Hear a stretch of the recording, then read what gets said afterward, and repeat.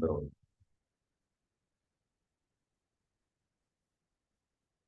So good afternoon to all participants, those who have joined for this cloud meeting of the second day of NEP orientation and sensitization course being organized by our UGC Malviya Mission Teachers Training Center.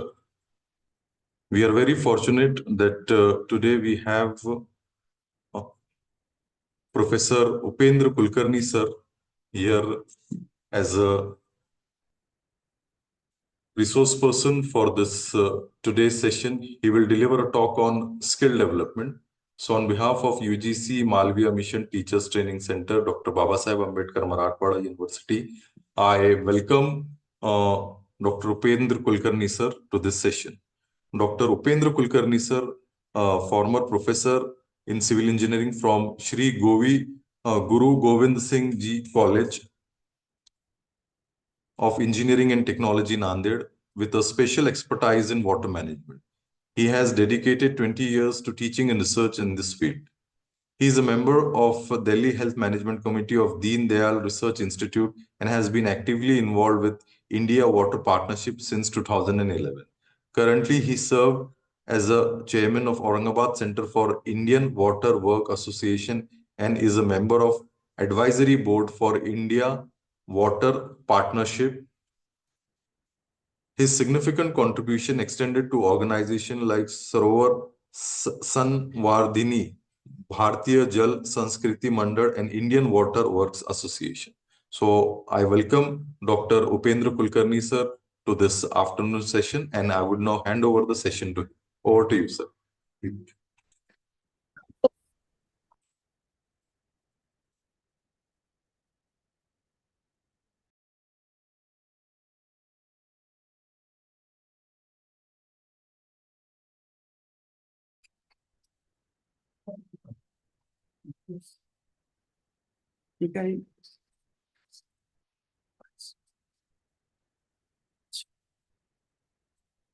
Slide नीचे करो. Yes.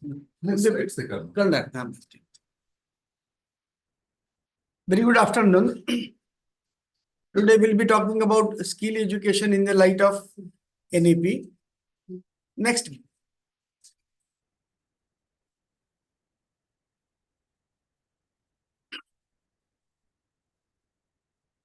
Because we are talking about skill development, we must understand what is the status of skill education in India.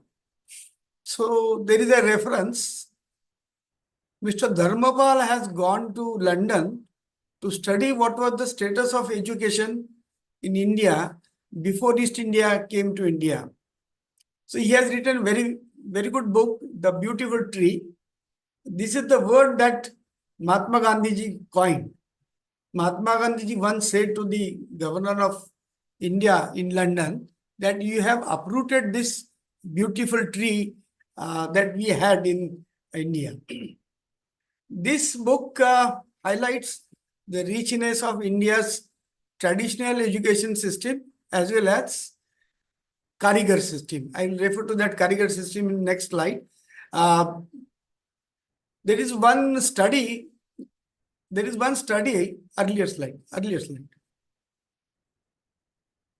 There is one study conducted by some organization and presented by BBC, which mentions that India's GDP was superior to that of Europe's when East India came to India. And prior to that, much prior to that, in 1000, India contributed 30% to the global trade. After Britishers left, it was 1%. So you can see the type of economy that we had. Like we now say that it is agricultural economy, but it was earlier Karigar economy or manufacturing economy. And that's why we had many products that were sold in the global market. Next. The things that I mentioned just now about the GDP and the India's contribution, you can get that video from BBC.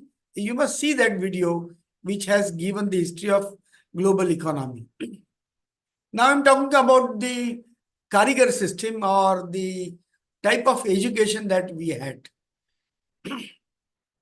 So the picture on the right side shows you how the things were conducted, like what was the type of education. You can say this is a type of Gurukul system where teacher used to teach various skills to their students.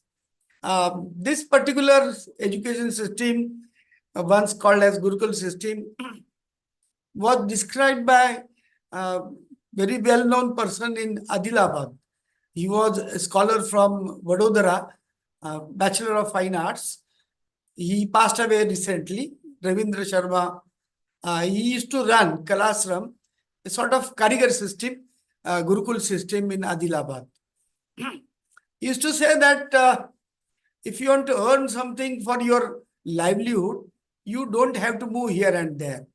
So that's why within a periphery, you can definitely get your livelihood. And that's why that Kalasram used to run courses of traditional arts and education. As far as NEP is concerned, National Education System is concerned, this speaks about skill development. At the same time, it speaks about the traditional vidyas and traditional kalas. भारतामध्ये आपण 64 कलांचा उल्लेख करतो. अनेक महान व्यक्तींच्या बाबतीत यांना किती कला येत होत्या, त्यात रावणाचा उल्लेख आहे, रामाचा आहे, परशुरामाचा आहे, हनुमानाचा, असे बऱ्याच हिस्टॉरिकल तर त्यांच्या कलांसंबंधात बोललं जातं. There is another person from Melghat, Dharani, who has devoted his life for bamboo mission, and he has worked for tribals in Amravati district. At the same time, so he looked at bamboo craft as an initiative for development of livelihood for the tribal people in Amravati district. So bamboo craft was developed, then bamboo houses were developed, bamboo bathrooms were developed. So these things were developed by Mr. Sunil Deshpande in Melghat region in Dharni Tehsil. At the same time, he has developed sort of association to restore the self-respect with Karigar. So he has established Karigar Parishad. He moved on throughout India to give introduction, to give identity to artisans, to revive and sustain their traditional skills. There were many Karigar Parishad conducted. Sunil Deshpande, Girish Prabhune, Ravindra Guruji, all these people moved around throughout India to find out what is the status of Karigar. Are they respected in the community in the context of the type of education system that we have? Like we say, if we speak in English, then only the person is respected. So this is a sort of system that prevails, which obviously neglects the Karigar who can develop many things, but cannot speak English or cannot speak language of yours who are undergoing graduate courses in traditional systems. So that's why to honor or to respect or to help or to improve their livelihood, recently Prime Minister has announced PM Vishwakarma Yojana. So this is about identifying 18 types of karigars who are working without any identification. So these people are required to register with the government on digital platform. It hardly takes 1 minute.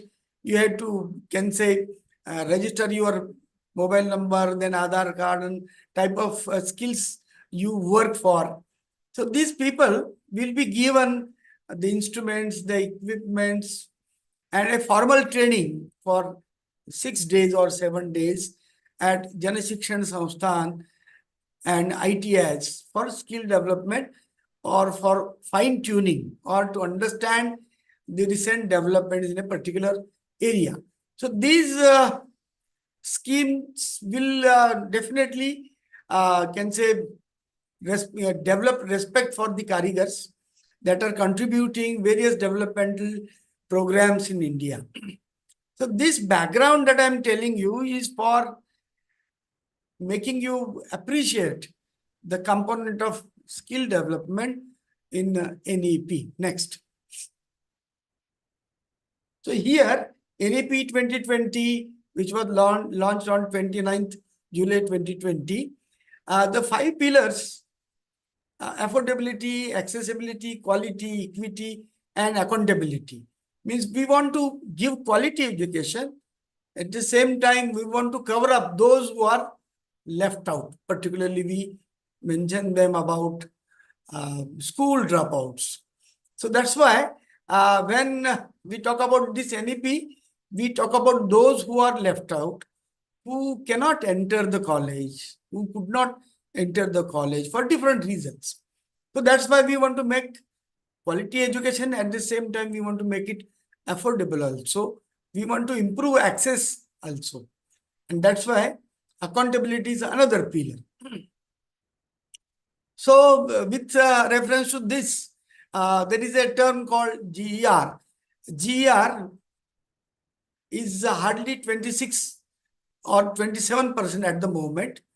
It is more in universities like Mumbai, but it is obviously less in the universities like BAMU or SRT or Amravati University.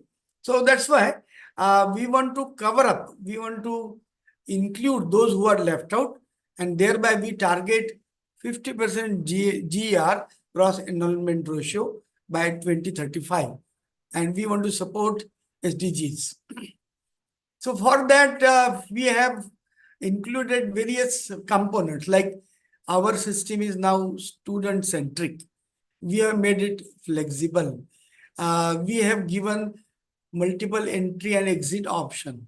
If a person, like I said, equity or affordability for financial reasons, if the student wants to leave the education, discontinue for an year, earn something for his family, and then again join after 1 year. So this option is now, because it is student-centric, that's why we have made it flexible, and we have given option to the students to leave the system and join back the system.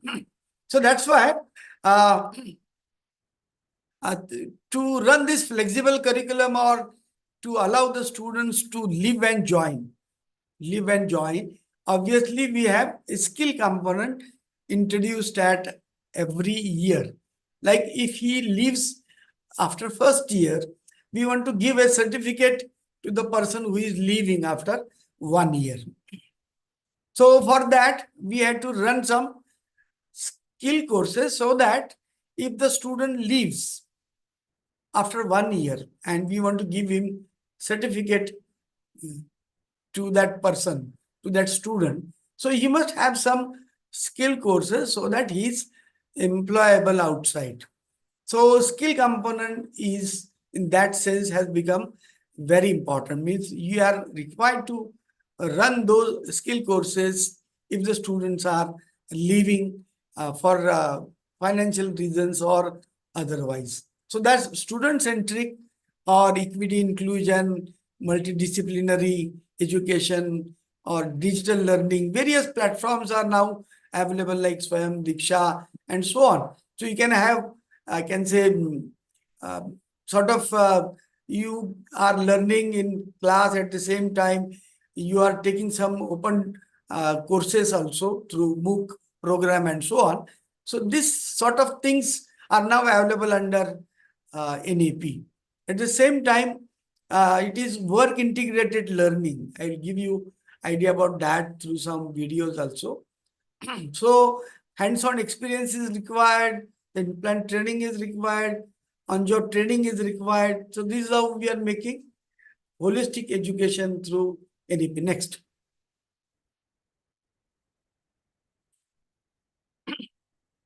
The point that I was telling you, like flexibility. So we want to enable the students' mobility across higher education institutes. Means a person is, his major courses are from BAMU or from some engineering college or some law college in Sambhajinagar. At the same time, if he wants to learn something, like a law college student from Sambhajinagar wants to learn something like environment law course from Pune. So he can take one course in Pune and get the certificate, get the credit for that, and come back to original institute from where his degree will be awarded. So this mobility, flexibility, multidisciplinary education, and interdisciplinary education is now possible. Next. So here you can find out how one particular course is made equivalent to other thing. Like an ITI pass out 2 years after 10th, if he takes up some additional language courses, then he is treated as equivalent to 12th course, and then he can join. After completing ITI with some language courses, he can join regular degree course.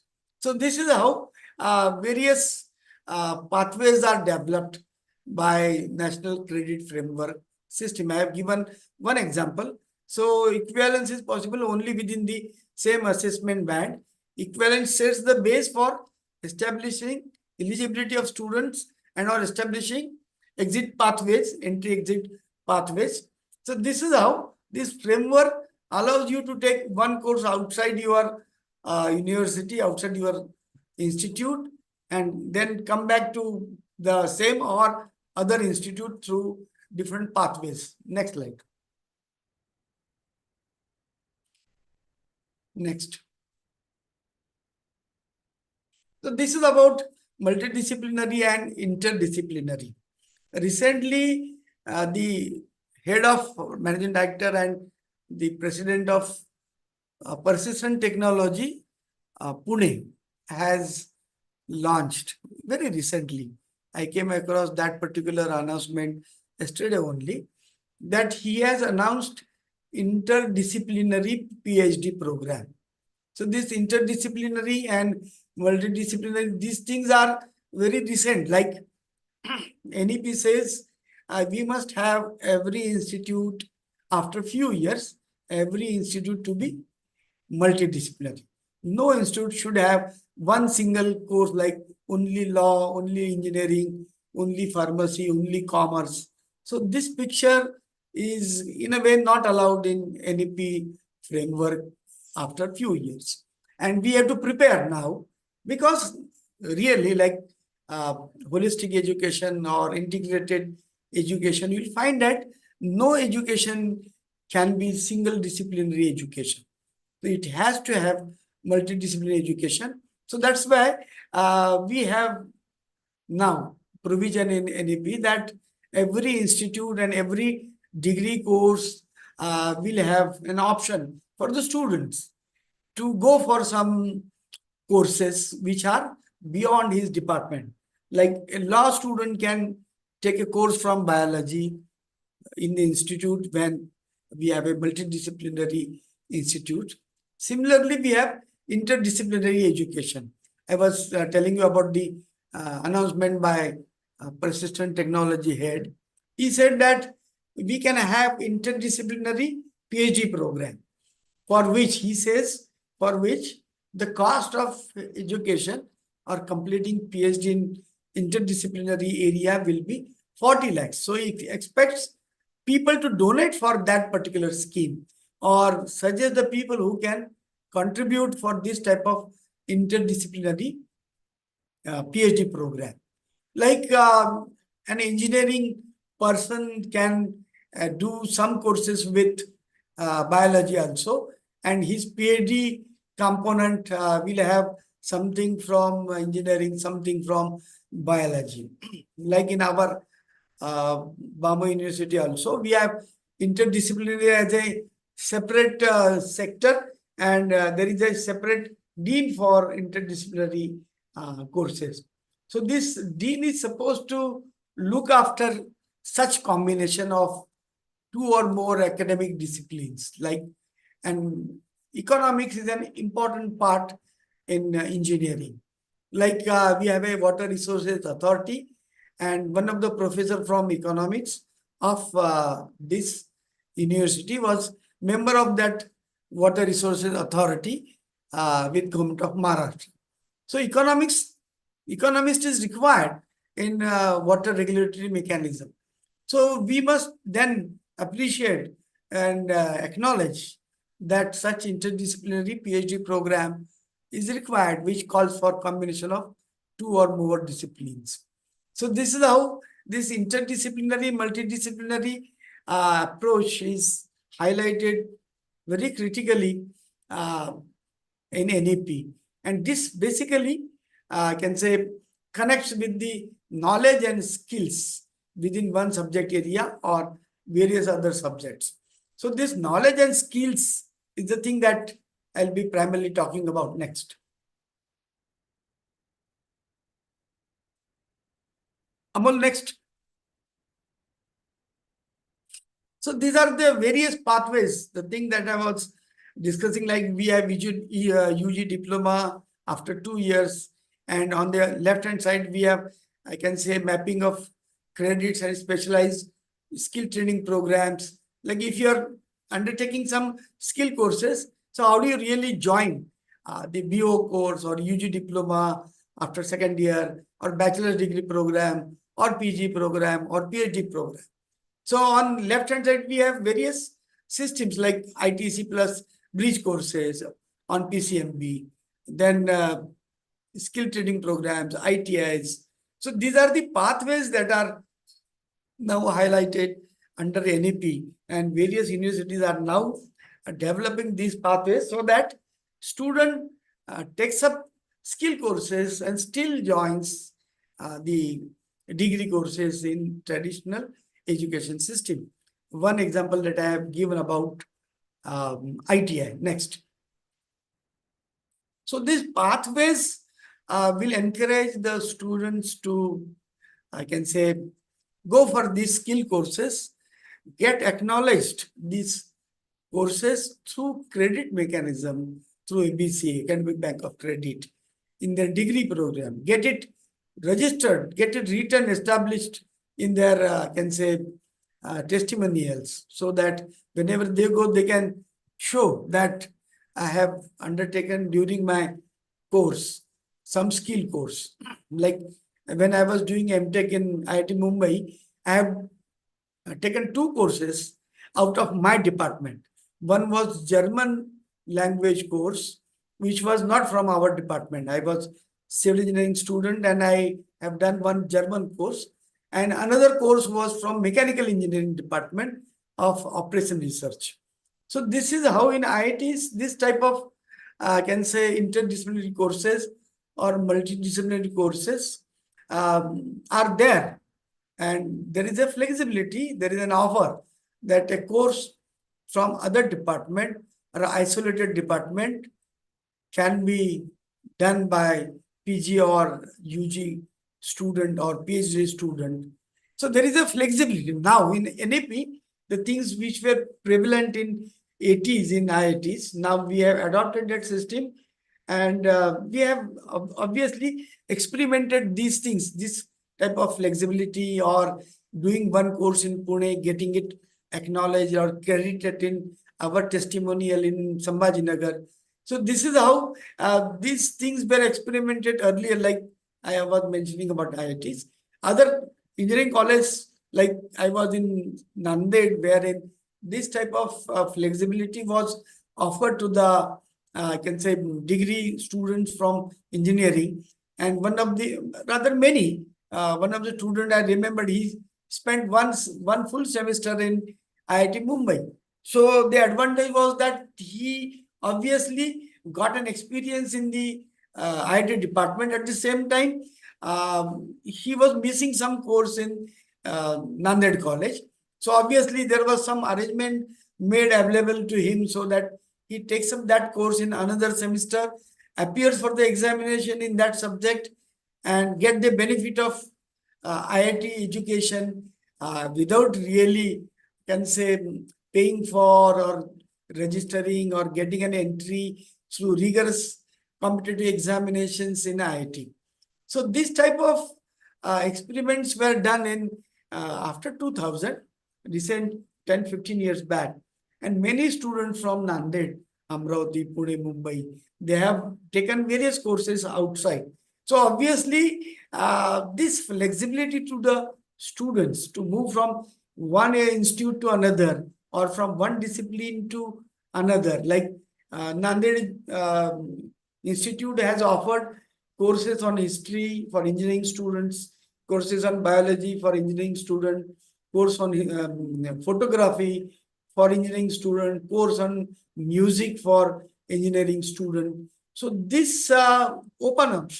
And so this is a flexibility system wherein you allow in the same campus to undergo various courses which are not written down, which are not included in their curriculum, like history, photography, music, and literature also.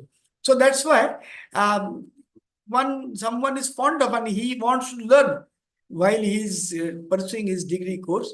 He wants to learn about Marathi literature or English literature. He finds it that this is important for him to really, when he will pursue his, can say, job in some industry, maybe marketing or somewhere else, wherein he will require knowledge of history, knowledge of photography, knowledge of, can say, music or literature or language. So this flexibility is offered in NEP curriculum. And like in the last, we have now ODL, open distance learning courses, online courses, there is monitoring mechanism, hybrid modes of learning, and so on and so forth. So this flexibility is offered, and all the time this learner-friendly mechanism of learning has also been acknowledged in NEP, and now teachers are preparing for that, students are preparing for that, institutes and universities are also preparing for that. Next.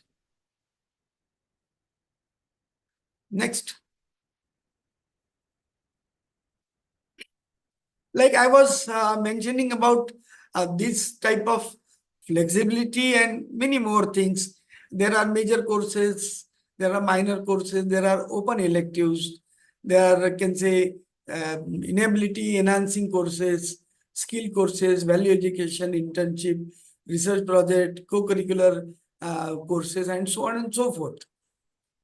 Next. About open electives, I will tell you the story of an institute in Indore. It's a management institute, and they have offered course on Mahabharata about negotiation skills. There are many instances in Mahabharata wherein people have negotiated, like Sri Krishna comes to Duryodhana and asks for, can say, few villages for Pandavas. So negotiation goes on. Duryodhana denies everything. So everywhere during Mahabharata, in the entire course, you find that there is a negotiation skill. And this, based on this, director of that institute, Dr. Roy, has developed an open elective. So you find that such open electives now finds a presence in NEP. Like we have a mandatory core courses, the course that you are pursuing. So we have core electives also, core courses, plus core electives which you can select. Plus you have occasional courses, skill-based courses. We have mandatory internship, field projects, apprenticeship, and so on, plus seminar and research project. And open elective, I was mentioning about that, like ability enhancement course. If you find that you want to improve your ability in a particular area, so you can go beyond your department. Like if you want to improve English speaking course and it is not available in your department, so you can go elsewhere. So value education, then ethics, life skills, IKS, then generic major minor courses, co-curricular courses on sports, fine arts, and so on, or visual, can say performing arts, like I was mentioning about music in engineering college. So we have other curricular components. We have open electives. So obviously, like I was mentioning about director of IIM, we are also any faculty from any institute, he can develop his own course and offer his elective for other departments, open to all. Like environment course can be offered to students from any discipline. So this is now going to happen in NEP. Next.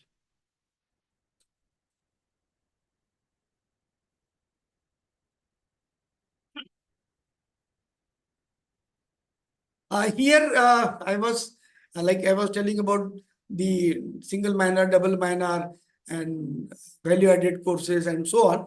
So these things there can say arrangement, how many minimum credits, how many maximum credits, how you can really incorporate that so that you can offer a degree to a student with 160 credits.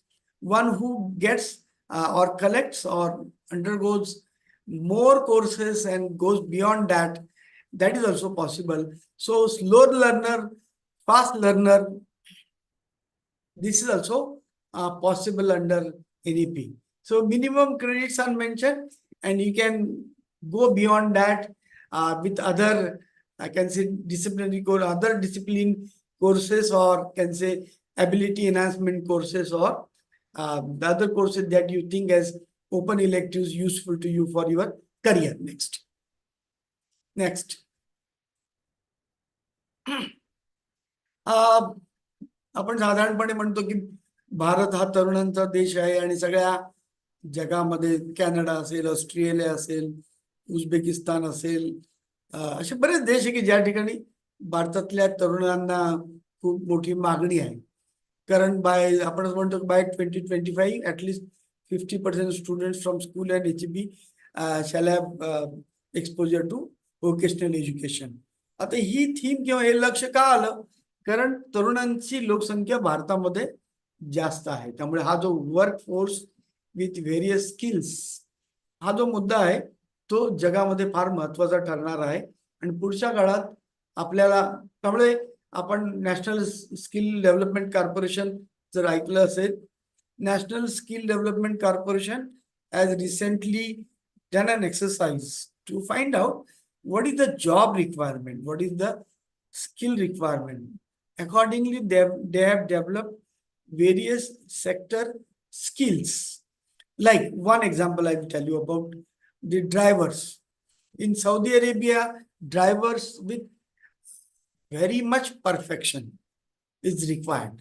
For minor mistake also in those countries, for minor mistakes also, his license will be cancelled.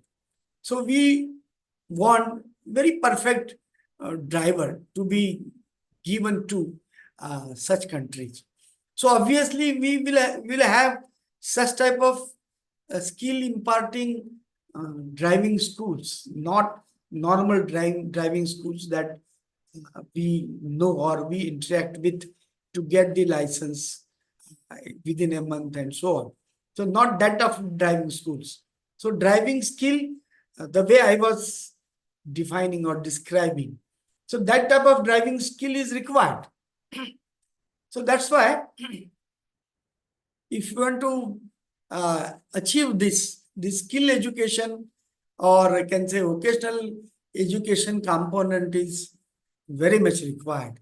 And that's why this component has been, can say, acknowledged and appreciated in NEP very much. So that's why we must understand that I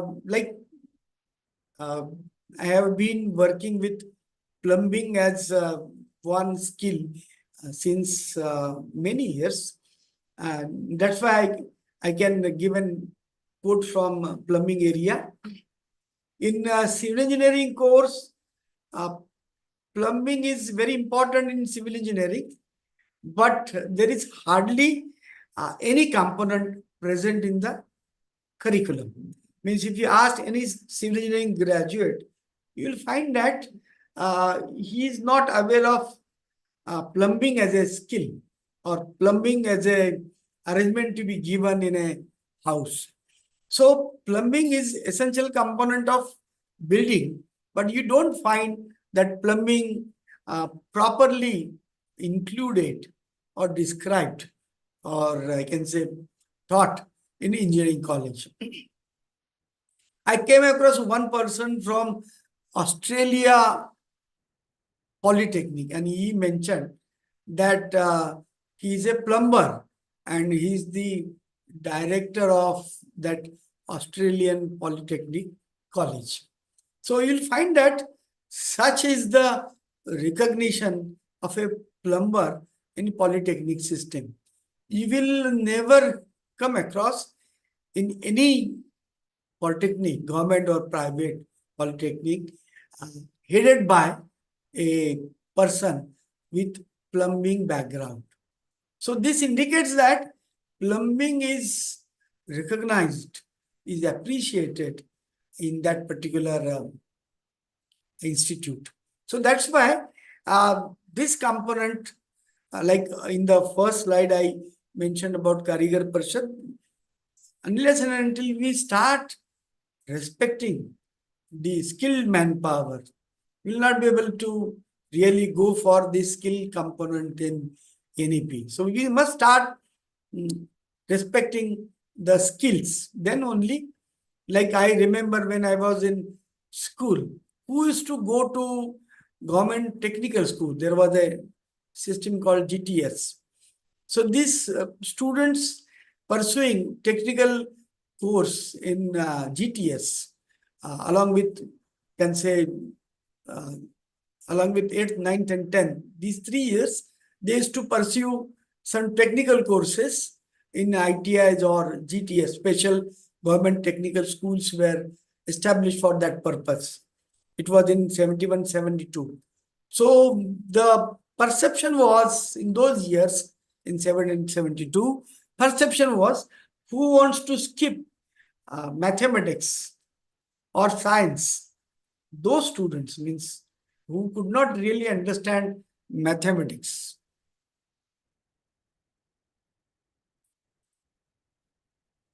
So who want to skip mathematics, they used to pursue the technical course. And the perception was obviously, जे सामान्यपणे बुद्धू आहेत किंवा त्यांना झेपत नाही असे हे जे perception आहे, this perception must change. And NEP, because we have this background, मी 71 जी स्टोरी यासाठी सांगतोय, 71 मध्ये आणि आजही भारतामध्ये ट्रॅडिशनल स्किल संबंधामध्ये हे परसेप्शन आहे की त्याला महत्त्वाचं असूनही खाली पाहिलं जातं किंवा अशा प्रकारचं काम करण्याला आदर सन्मान दिला जात नाही. म्हणून मी जे अनेक उल्लेख केलेत. आणि भारतात प्रिव्हेलंट काय होतं, तर भारतात स्किल एज्युकेशन हे प्रिव्हेलंट होतं. सो नॉर्मल गुरुकुल सिस्टीम मध्ये या गोष्टी इन्क्लुडेड होत्या. So that's why I have given an example from Australia Polytechnic, headed by a plumber. It's a very important and is to tell us a joke. That Australian person told me the joke. He said that one plumber went to a doctor in Australia. One person went to a doctor, and after completing his job, he gave a bill to that doctor for the job that he has done. Doctor says, this bill is very much. I also do not charge this much amount for my patient. Then the plumber says to that doctor, hello doctor, I was doctor earlier. Now I find that plumbing job is more, I can say, a paying job. That's why I have shifted from doctor to plumber. So this is the type of perception prevails in Australia. Now we'll go for one video which tells you about how skill education is looked upon. Amal, Narmada लयाचा video, Narmada लयाचा video. Yes, sir. तो 5 मिनिटाचा जो video आहे ना, तो दाखव. हो. Yes, sir. So this is the video from Narmada layer, and the title is from Narmada Parikrama to Atmanirbhar Bharat.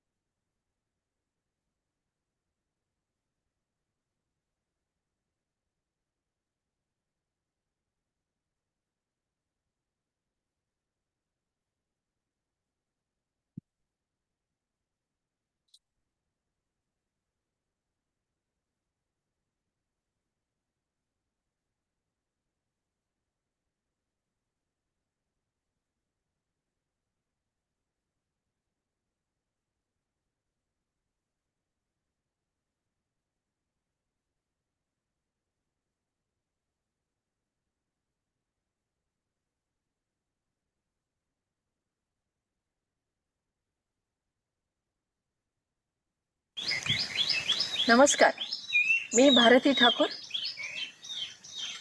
शूलपाणीच्या झाडीत असलेल्या सेमलेट या सर इज ऑडिबल ना? बरोबर बरोबर. यस. गावी आम्ही सध्या आलेलो आहोत. काल रात्री इथे मुक्काम केला आणि आज भादलला निघालो आहोत. सेमलेटपर्यंत 4 चाकी गाडी येते, त्यामुळे काही प्रश्न नव्हता. पण भादलला मात्र बाईकवरनं जायला लागणार आहे. गेल्या 10 वर्षात बाईकवर बसले नव्हते. थोडीशी भीती वाटते, पण बघूया. नर्मदा माई आहे, ती घेईल काळजी. नर्मदे हर. ऊन खूप आहे, त्याच्यामुळे सनकोट आणि टोपी तर घालावीच लागणार आहे.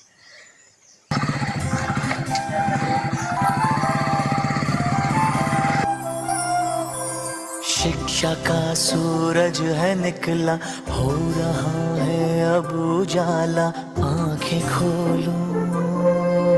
हमको भी है लिखना पढ़ना, हमको भी है आगे बढ़ना, तुम भी बोलो. शिक्षा का सूरज है निकला, हो रहा है अब उजाला, आंखें खोलो. हमको भी है लिखना पढ़ना, हमको भी है आगे बढ़ना, तुम भी बोलो.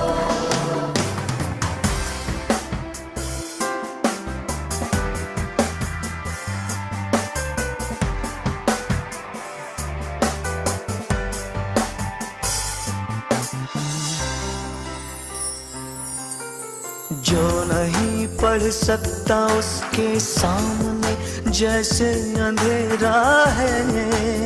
जो नहीं पढ़ सकता उसको एक मजबूरी ने घेरा है.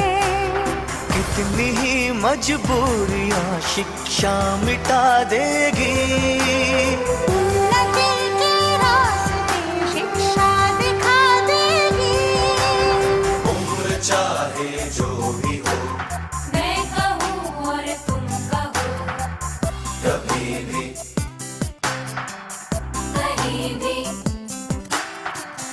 कभी भी कहीं भी. हमको पढ़ना है, आगे बढ़ना है. हमको पढ़ना है, आगे बढ़ना है. मरे पामा बनी धनी पा, म बनी धनी पा म परे, सारे मगा मगा मा, सारे पा म परे, रे मगा नी नी सानी.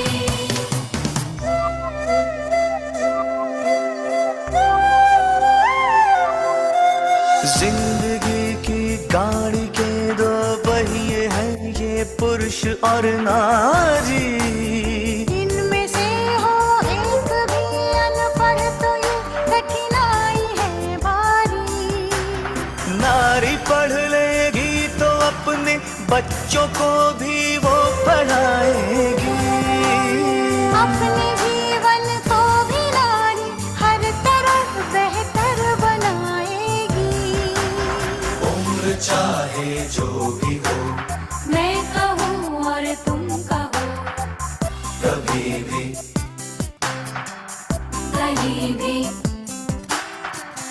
कभी भी कहीं भी हमको पढ़ना है, आगे बढ़ना है, हमको पढ़ना है, आगे बढ़ना है। शिक्षा का सूरज है निकला, हो रहा है अब उजाला, आंखें खोलो, हमको भी है लिखना पढ़ना, हमको भी है आगे बढ़ना, तुम भी बोलो। कभी भी कहीं भी कभी भी कभी भी कहीं भी कभी भी शिक्षा का सूरज है निकला, हो रहा है अब उजाला, आंखें खोलो, हमको भी है लिखना पढ़ना, हमको भी है आगे बढ़ना, तुम भी बोलो। कभी भी कहीं भी कभी भी कभी भी कहीं भी कभी भी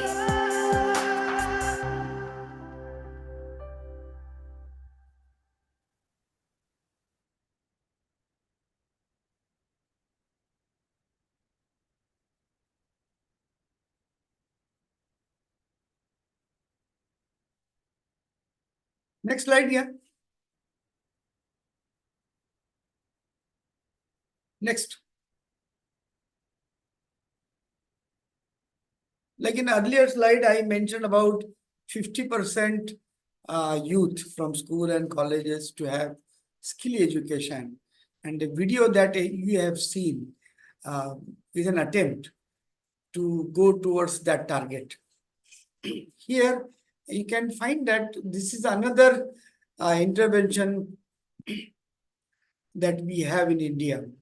The Ministry of, I can say, Skill India has 5,000 such skill hubs across country. So Government of India is pursuing this skill component very much. So that target that I mentioned earlier, by 2035, we want to have skilled manpower to the extent of 50%. Everyone has some skill. So at least 50% have this type of skills. So here you can find, this is the, I can say, things skill hub running in Jan Shikshan Samsthan Bid. Here you can note down that this integrating skills and education for New India, this title has come up after NEP. NEP has come in 2020, and this skill hub has been initiated very recently, maybe 21 or 22. We are running this skill education in Jan Shikshan Samsthan Bid, and I am director of and chairman of that organization in Bid. Here you can find about that skill highlight, key highlights. It's a joint initiative by Ministry of Skill Development and Entrepreneurship and Ministry of Education. Earlier I mentioned about ITI pass with plus some language courses equivalent to 12th. So here you will find that this particular JSS is working for school dropouts, and the women who have not seen the school at all, or who have left the school at 4th or 8th or something of that sort because of early marriages. For most of the people, reasons that we have analyzed, the reasons are because there was no school around in our village, and our parents did not allow us to go to next village or taluka to pursue higher education, 8th or 9th or 10th or even 11th, 12th. So this was not possible. And that's why those girls got married at 12, 15, 16, something of that sort. So they could not pursue. Maybe those who left out at 8th, they could not pass out and they have left it. So school was not available. That's why NEP is talking about increasing GER. So those who have left the school at 4th or 8th, or the type of video that you have seen, where in school possibility, there is no access to the school for the area where Bharati Thakur went on a two-wheeler for which and the school was run. So there are obviously areas in India where there are no schools. So if there is no school, obviously women who are not prioritized, they cannot go to the school. So we have this type of can say situation still prevailing in India, that women means in JSS bid, we are training to the extent of 97%, can say school dropout women or 11th, 12th girl students, or who are not at all can say educated or who cannot write anything. Ardha Shikshit jana manta येईल, rudimentary manta येईल. So this is the type of women that we are, I can say, training for different skills. And you'll find that the joint initiative by Ministry of Skill and Ministry of Education after 2020, or in alignment with National Education Policy 2020, tells you that those women that I have described now, who are not can be educated in that terms, can now, this JSS is a window through which they can enter the traditional education system. 8th pass women doing some set of courses in JSS, and these courses are then accredited accordingly. And if a bunch of courses and bunch of credits are accumulated plus 8th standard can be made equivalent to 10th or 12th, and then she or he can join traditional degree course also. So this possibility is, I can say, made available through this joint initiative. So that's why my point is to make you aware or make you appreciate that skill component is very much important and very much appreciated by the Government of India after NEP. So this joint initiative means the Ministry of Skill Development and Ministry of Education through IGNOU, Indira Gandhi National Open University, is an instrument for the Ministry of Education to allow those who are dropped out from the education system to enter freshly with some collection of set of skills and then complete degree course. So this is how, that's why key highlights are, there is a national skill qualification framework compliant courses. We have a national skill framework. We have national skill development corporation. There is a lot of hands-on training. There is a reward for all these certification. Pre-counseling means how do you really enter through the JSS window into traditional courses. Placement facilities. Also, you must have seen some Rozgar Mela through which you can get the people placed. So JSS is an instrument which can increase GER, those who are school dropouts. So like that, we have 5,000 skill hubs. Next.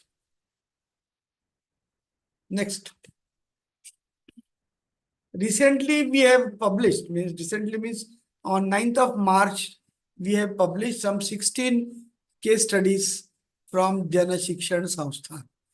So here you can find the pillars that I was referring to. Those who are left out, those who are skill dropouts, those who are not educated or not at all gone to some school. Those people have entered JSS and then perform some courses, skill courses, hands-on training, and they have started their own business. We have 5 livelihood centers in Bid district, 3 in Bid city in various clusters, and 2 in, one is in Patoda and another is in Mazelgaon. So these livelihood centers represent a group of the trainees from JSS Bid who have completed their course. They have come together and then they have established a livelihood center, means they have a business platform, like one platform in Bid. They are providing school uniforms to the schools and they earn a lot of money through that. There is another, they go get order from shops and they complete the orders. In Patoda and Mazelgaon, they have very unique and innovative products which are sold in the general market. In the poster also, you can see it's a handicraft sort of, can say, embroidery type of thing, handcraft. And this one unit was sold at 800 rupees in Mumbai. And we have given them market for the people in Bid. So this is how you'll find that these skill courses will lead to, can say, business opportunities. And we have published 16 out of that. Out of 16, 2 are young, can say, matriculate persons. They have completed automobile diploma, automobile course, and they have started their own automobile garage. There is a lot of encouragement through Mudra and PM Yojana, then CM Yojana for getting loan. Recently, last month only, Department of Tourism has also offered a scheme for women called I. So this scheme will provide, can say, opportunity for starting their own business, and they will provide loan up to 15 lakhs. And now we have, from Bid, we have submitted 15 forms, and those people will start their own business under Ministry of Tourism. Next.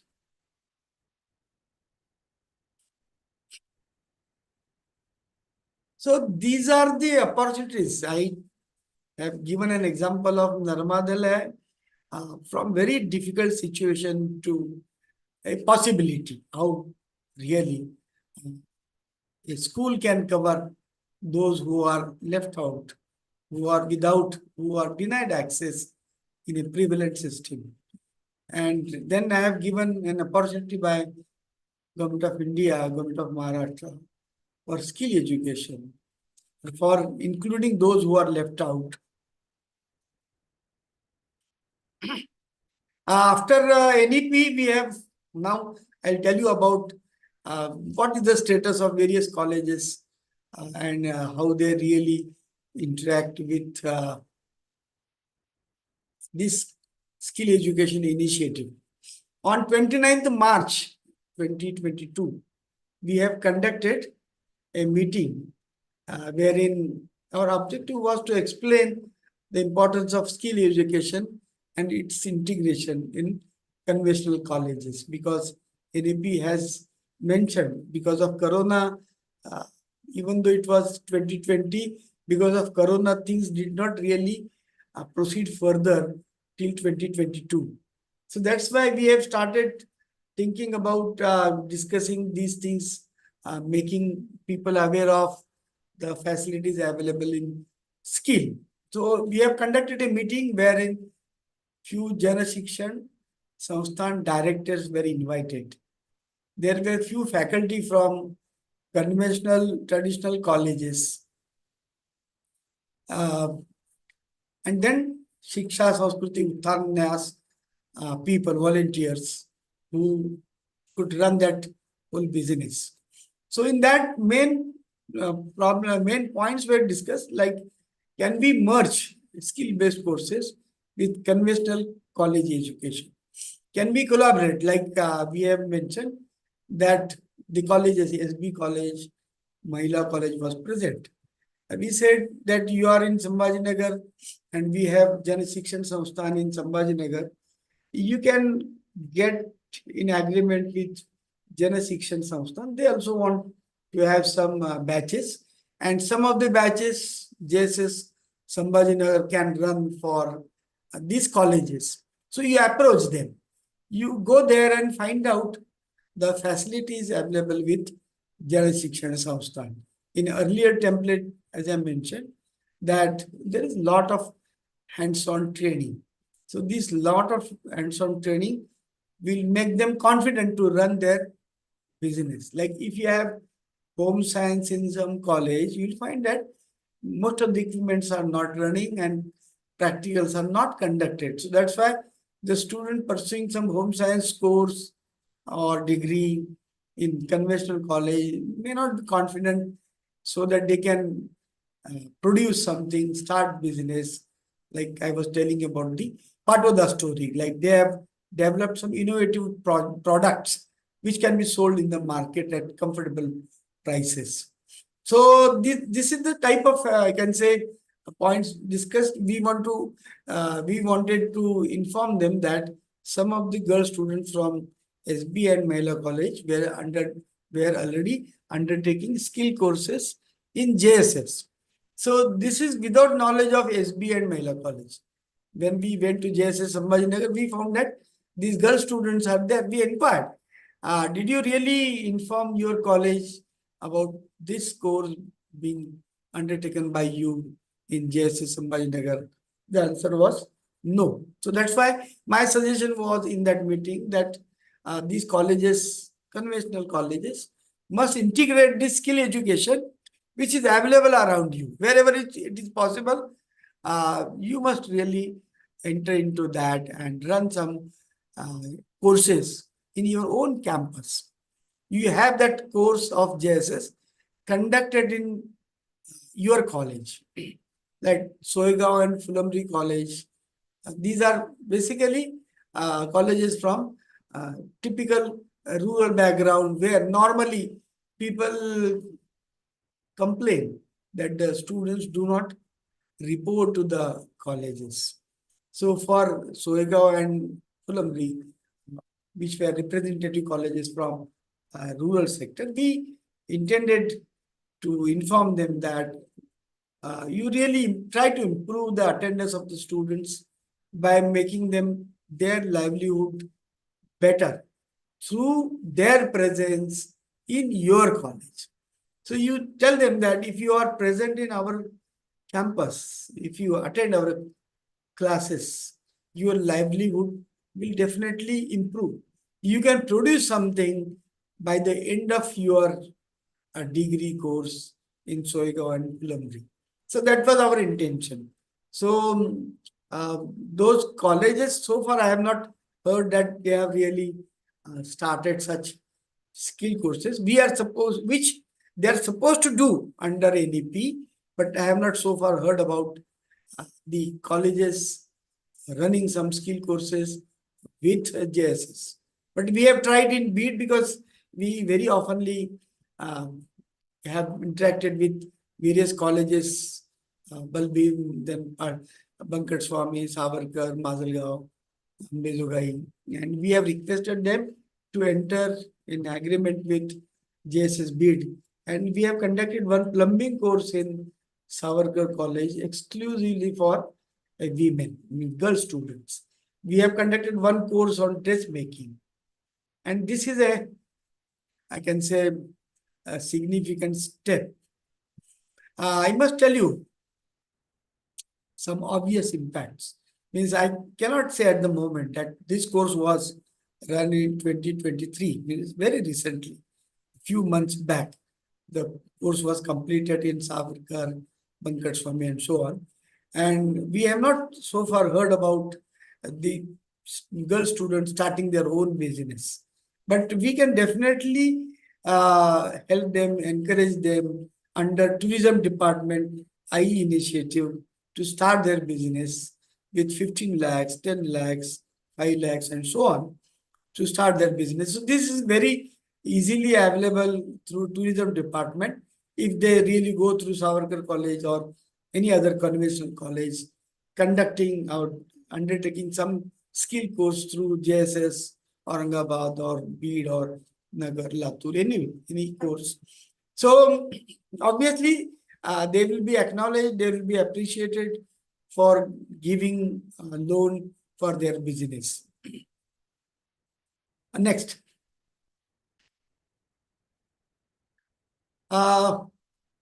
Skill apart from this, along with skill component, under 5 pillars of NEP, we have inclusive education also. Inclusive education talks about school dropouts, which I have explained through Narmadala experiment and the JSS bead experiment. This is another aspect or another, I can say, experiment can say, to provide inclusive education to those who are left out. He's my student. Om Jadhav is my student in Nanded. Now, I know him. He is a very meritorious student. He is a person representing disability. Means he cannot stand. He has to be on the wheels all the time.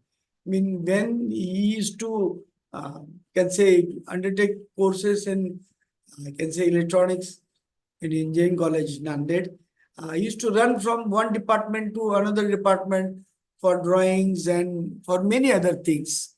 There are various assignments an engineering college will have.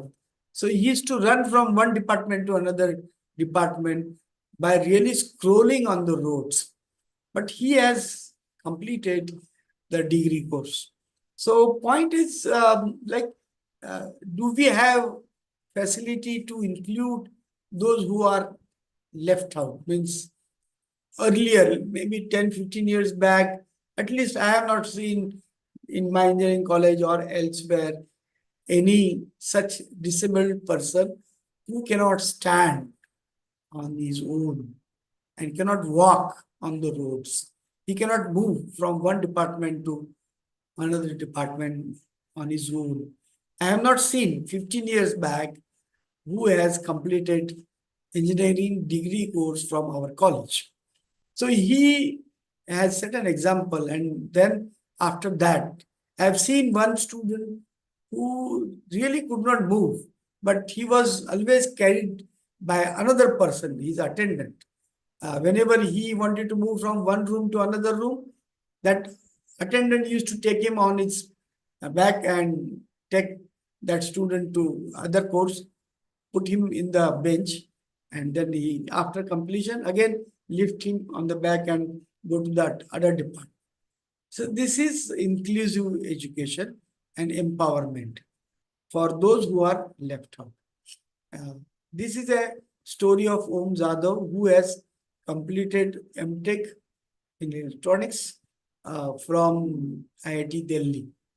So obviously it's a meritorious example, and overcoming all the challenges of disability, he has not only completed the MTech program, but he has been promoted to much higher levels in his organization, CDAC. His achievements culminated in presenting his research work at the Intel One API 2023 in Bangalore. It's a young inspiration speech. He was presented as Young Inspirator, and he got Young Inspirator Award also in 2023. So the way you can see his photo, and you find that he cannot really walk, but he can perform all the duties. Very recently, I went to his house in Pune near CDAC. And जसं आपण obviously कोणत्याही पाहुण्याच्या बाबतीत म्हणतो की sir मी तुम्हाला सोडू का, The same way he asked me, can I drop me somewhere? And I accepted his request, and he drove his car with his disabilities. He drove his car for me to put me at some other point. So that's why I find that disability can be overcome.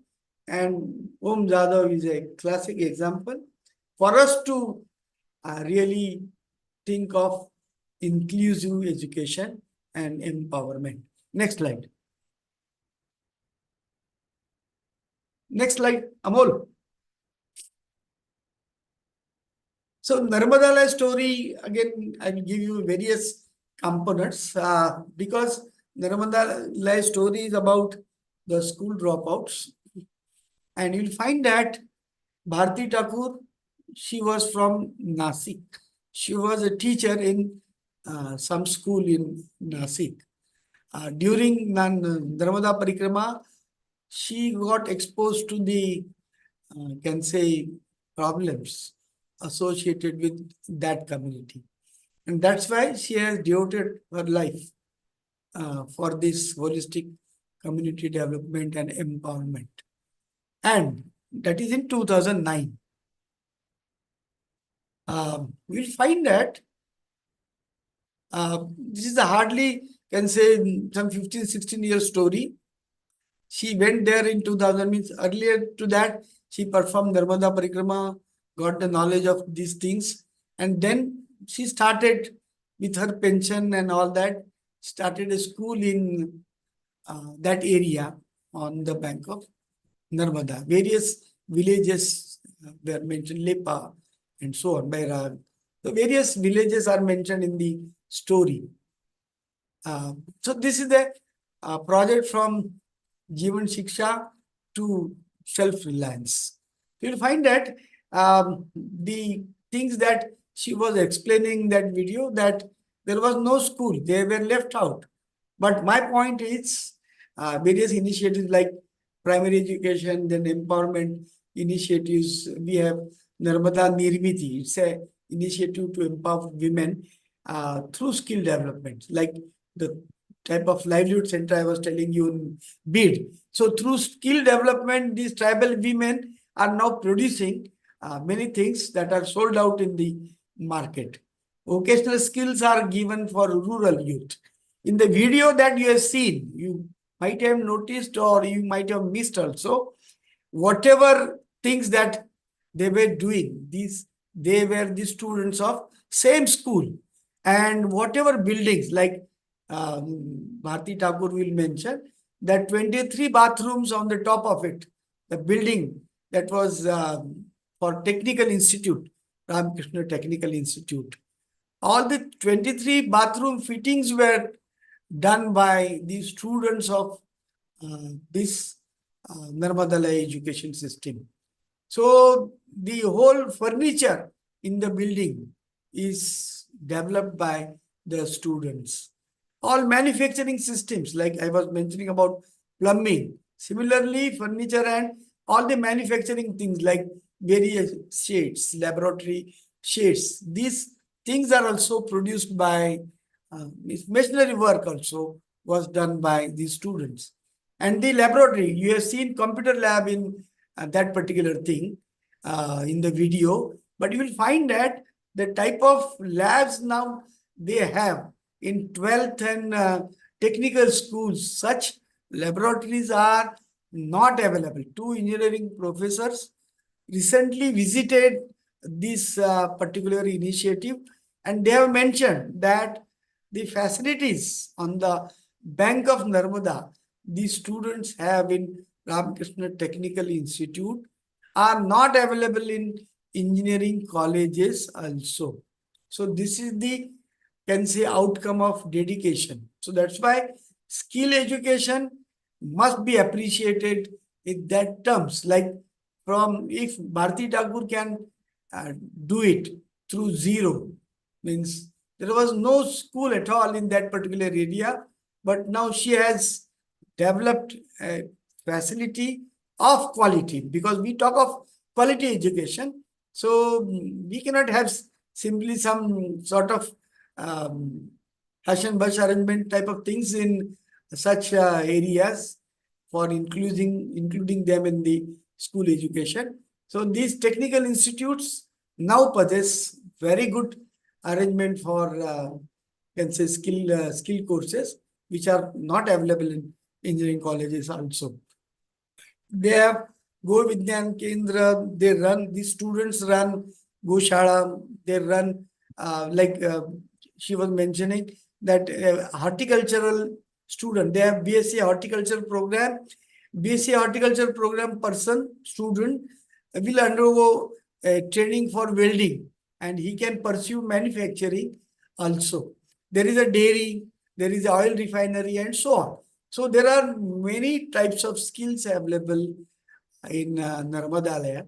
So that's why you find that this skill education, if it can turn the life of tribal people in Narmada region to self-reliance through skill education, it can definitely make a difference in the places like Fulamdi, Soegaon, Jafrabad and so on, Kultabad and so on and so forth.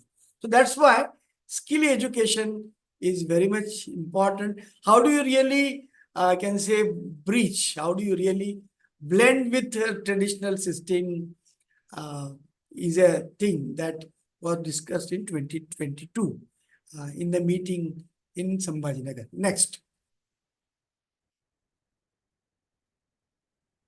So these are the, can say, lab facilities. On the right side, you can see lab facilities and actual work, hands-on training or actual work. The construction is being done through students only. Next. Next. So these labs are extraordinary labs that are available in electronics, computers, then woodwork, then can say 3D cutting and so on. 3D printing also is available there. So this is a, can say, very good facility available in that particular place. So we can also develop such laboratories. We also should intend to make it run all the time. The 3D printing, you can see in the picture, the 3D printing is very costly and very difficult to run and maintain. We have these facilities in Sambhajinagar, 2 places or 3 places. But they know that to make it run or to maintain is very difficult. In university also, I have inquired at many places. We have very good facilities.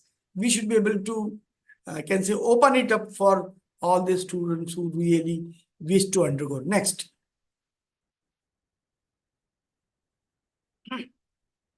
This is the story of another organization from Bhopal, CRISP. So this CRISP institute is basically involved in providing training to the, can say, technical persons from automobile industry or other, can say, textile industry. They have very good facility in Bhopal.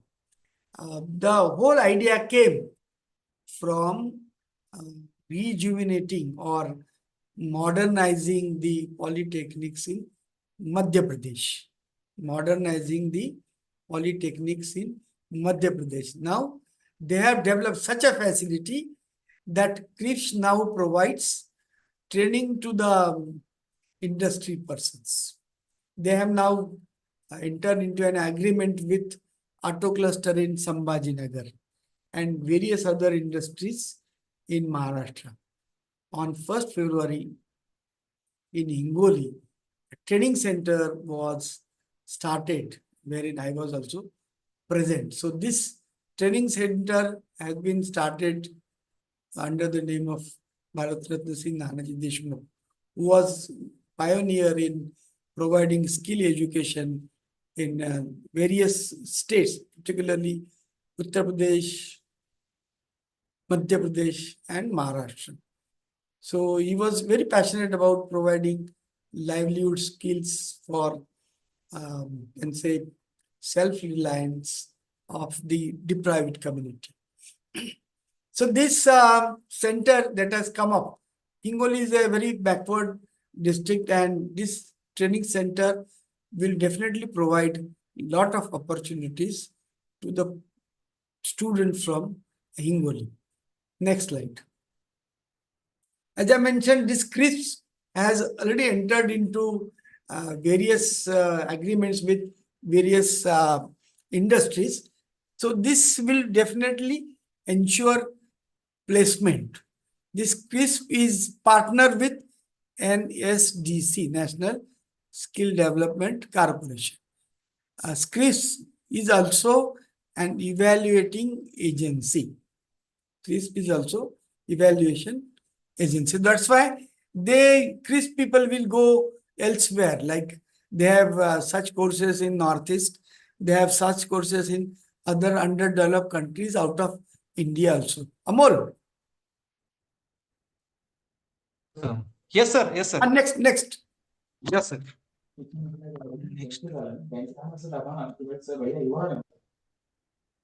Just 2 minutes. Some side आता ते JSS दोन video दाखवा. JSS चा आणि चालेल sir. हा दोन video दाखवा आता. ओके. मागच्या वेळी दाखवले होते ते. Yes sir. Yes sir.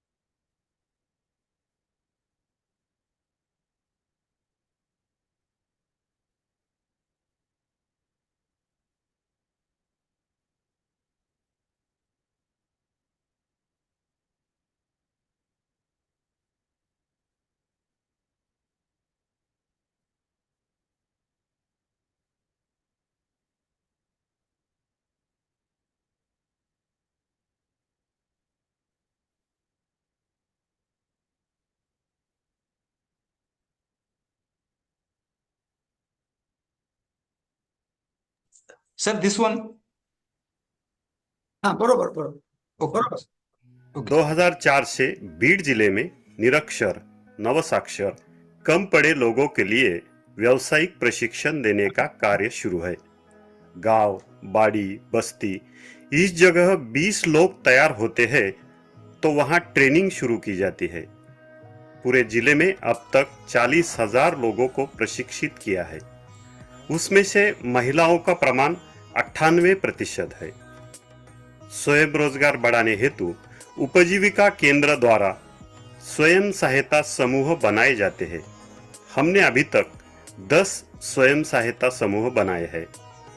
उनके माध्यम से साड़ी पेटीकोट, गणवेश, कापड़ी, jute bag, fridge cover, baby kit तैयार किए जाते हैं। मुख्यमंत्री रोजगार निर्मिती योजना, पंतप्रधान रोजगार निर्मिती योजना, पंतप्रधान मुद्रा लोन, इस स्कीम के अंदर बेनिफिशरीज को लोन भी मिलता है। बैंक व्यवहार की जानकारी दी जाती है, अकाउंट ओपन किए जाते हैं। कम समय में ज्यादा से ज्यादा कौशल्य प्राप्त करके जिले के ज्यादातर लोग अपने अपने स्वयं रोजगार पा रहे हैं।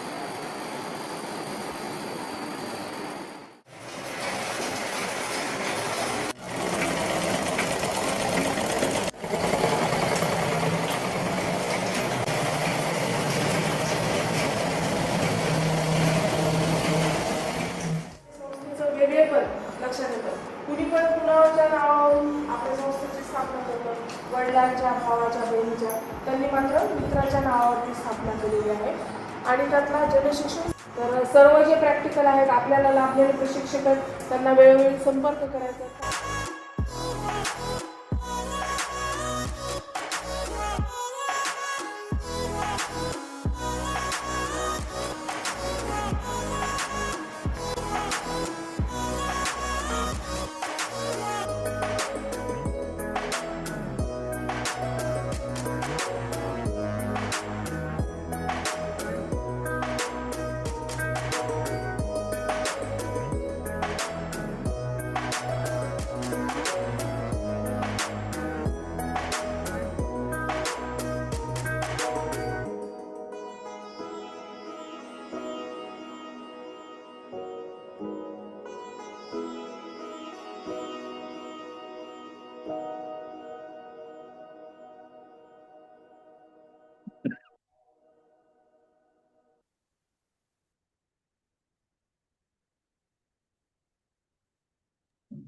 सर दुसरा पण दुसरा पण हा दुसरा पण दिव्यांगता आहे ना तोही हो दाखव. हो हो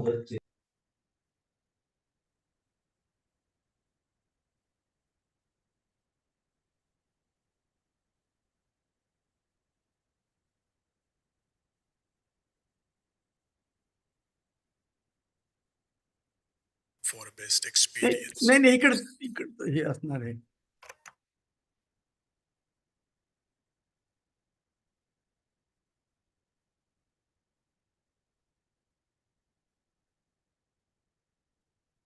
तुम्ही आता ज्याच्या क्लिक केलं त्याच्या बाजूचे दोन काही इमेजेस का हा इकडे हा बरोबर तो हो बरोबर.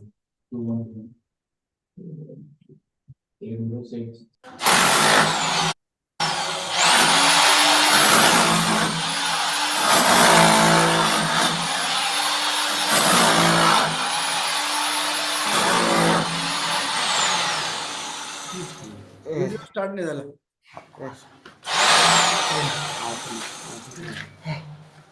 व्हिडिओ डबल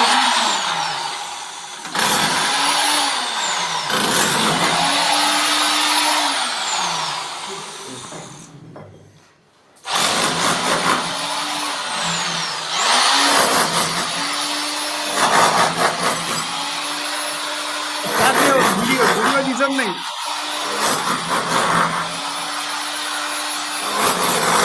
व्हिडिओ दिसत नाही. सर व्हिडिओ दिसला ना नाही दिसला.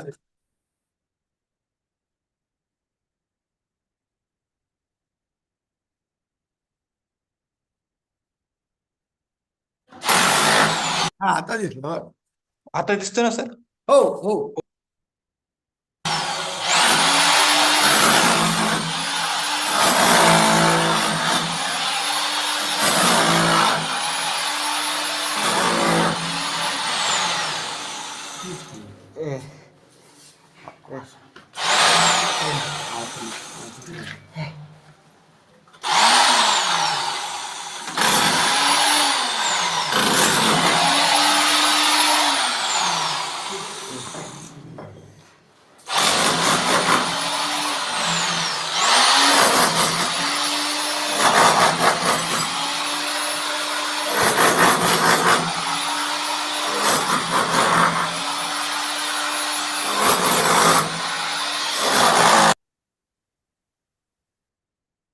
ठीक आहे ना.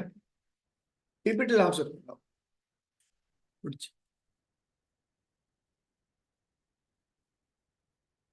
Next.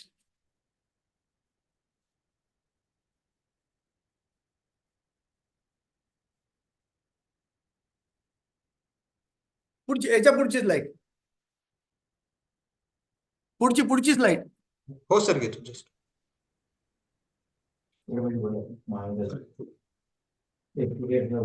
Yes sir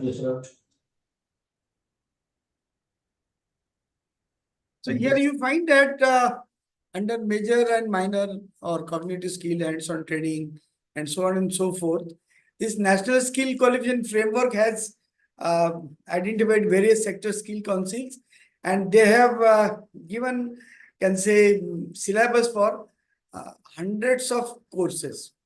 And these courses can be used by many. So that's why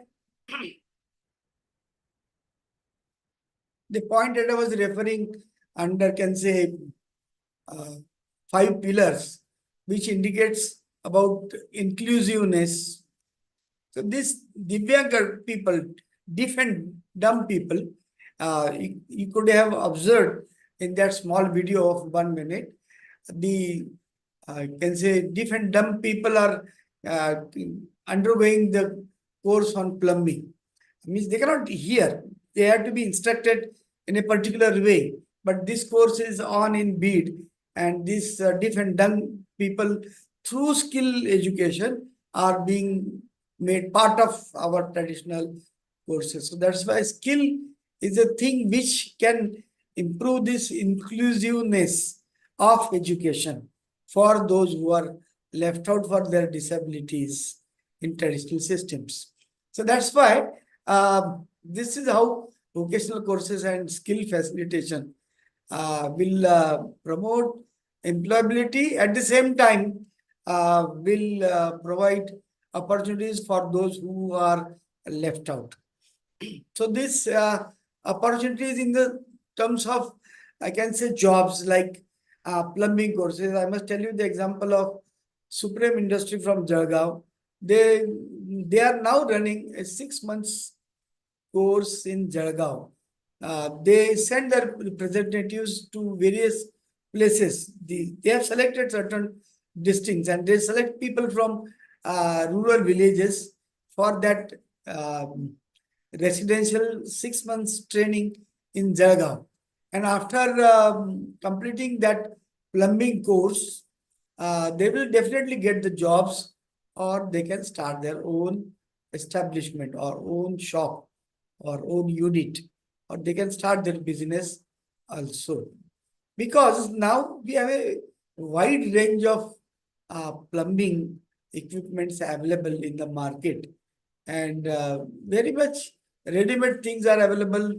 Hard work is reduced in plumbing work, and that's why this plumbing course, modern equipments and modern trends will be made open to those who pursue that course. So this initiative by Supreme Industry is very interesting and will improve the employability, at the same time job starting their own businesses. So that's why you find that the time the time duration I was mentioning. So when a traditional college student can go to other institute or other place like Pune, Sambhajinagar person going to Pune and pursuing some course, coming back to main college with along with major core courses, adding that skill course and complete the degree. So like that, NEP has now this flexibility provided to the students who need very badly the jobs after they complete certificate, diploma or degree. So this 6 months course run by Supreme, or for that matter, any other institute. We have such 2 institutes in Sambhajinagar, and there are many such things elsewhere also. Like we have Indo-German tool room. They run a course for mobile repairing, for 3D printing, and many others in Sambhajinagar, MIDC. They have one campus at Pune also, Nagar also, and they offer residential program. They offer, can say, such skill courses for SC/ST students without any charge. So that's why such, can say, very good, even though it is free of charge, the facilities are, I can say, state-of-art technology. So the lab in Indo-German tool room is provided by the mobile company itself. Like if you are repairing, means if you are pursuing a course on, can say, TV, or can say washing machine, or any other equipments which is covered in that course, skill course, that particular industry will provide up-to-date lab for that particular skill course. Means like if it is Samsung TV, Samsung will provide lab for that training. So when you really pursue that, it is not something, can say, sort of somehow working equipments in the laboratory, but they are state-of-art technologies available from the industry to the lab. So these skill courses now, earlier it was a very difficult part, but now if you pursue that course in MIDC, Indo-German tool room or CPET and so on, such skill courses are now acknowledged because these are now included in the various sector skill councils and qualification facts and the standards, assessment mechanism, monitoring, and so on. Everything has been now done by the skill council, then NSDC, and so on. Next.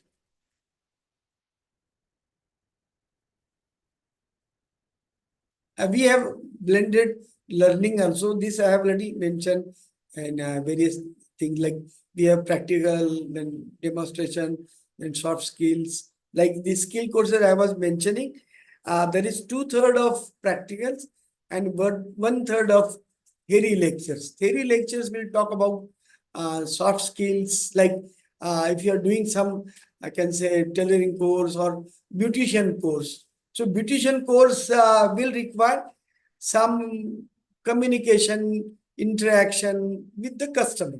So how do you really explain your job, and how do you explain that this job will require 3,000 rupees?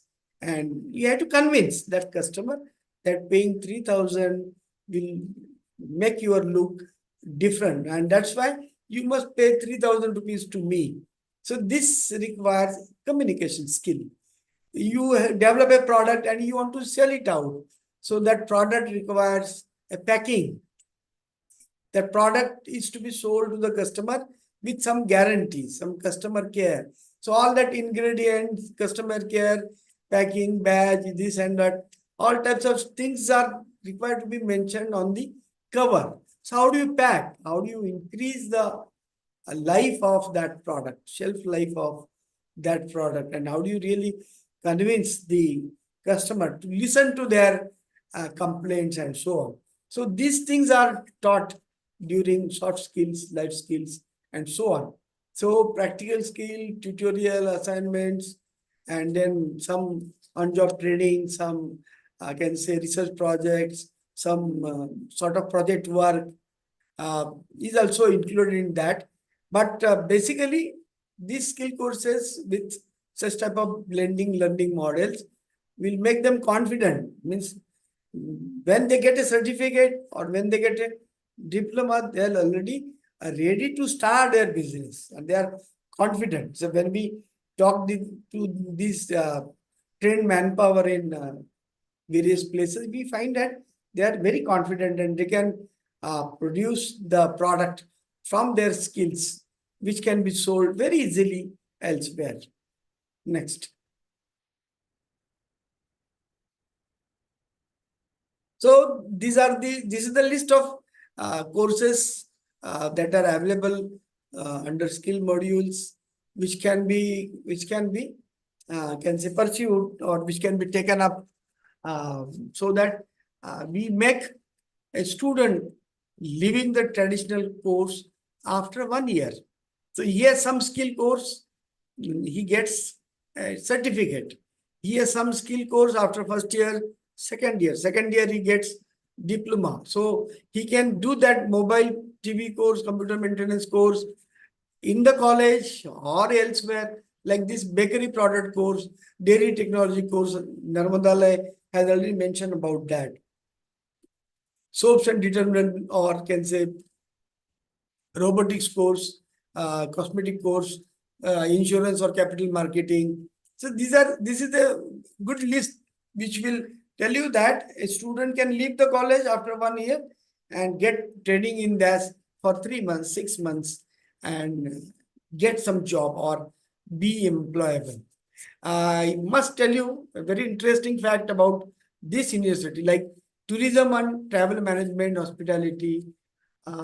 You will wonder to know, Miss, I was really surprised when I met few students of this university in Nagar district. I met them in Nagar district. They told me that they are the student of Dr. Babasaheb Ambedkar, Marathwada University, from the Department of Tourism and Travel.